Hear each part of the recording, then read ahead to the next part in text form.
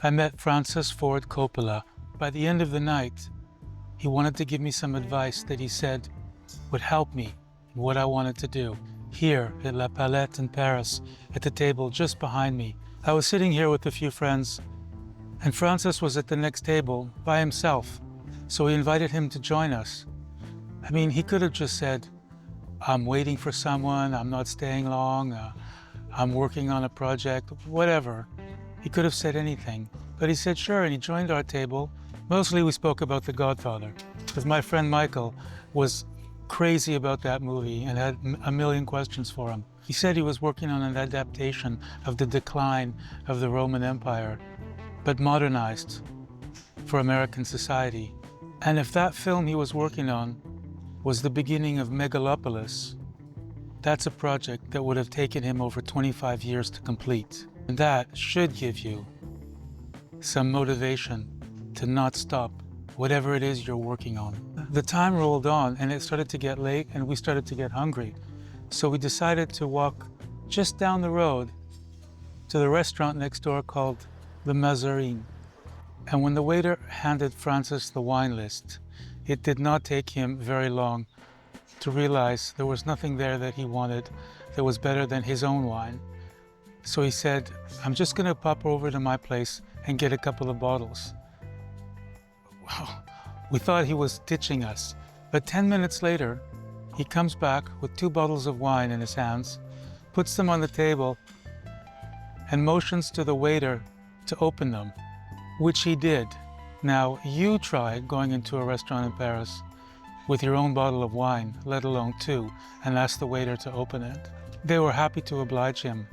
They opened his wine from Napa, California, and poured it in our glasses sitting in Paris, France. We did speak a lot about wine, and by the end of the evening, he invited all of us to come to visit him in Napa whenever we wanted. I never did take him up on the offer, basically because at that time I did not have the time nor the money to be able to go to California. I was working on my photography, I was working on my films, and since it was not only us asking him questions, we were having real conversations. He knew what each of us was doing. At one moment, towards the end of the evening, after a few glasses of wine, should I say a couple of bottles, he leans over and he says, I want to tell you something. I want to give you some advice that's going to help you for what you want to do. At this moment, time just stopped. A second was like an hour, and I thought, what is this man, this legend of cinema and artistic creativity, going to tell me? What advice is he going to tell me that's going to help me in what I'm doing? He leans a little closer and he says to me, have children. It's going to help you in everything you want to do. I gotta say, at that moment, I was a little bit disappointed and surprised.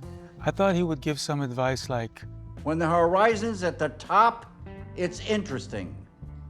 When the horizon's in the middle, it's boring as shit. Or some advice on how to find creativity and inspiration, how to transfer your creative vision to film or photographs. Some profound bit of knowledge or wisdom that would be like a key to creative endeavors. I don't know what I said back. Probably something like, okay, thank you, Francis. It was not until years later that I took his advice and I understood, finally, what he meant and why it would help me.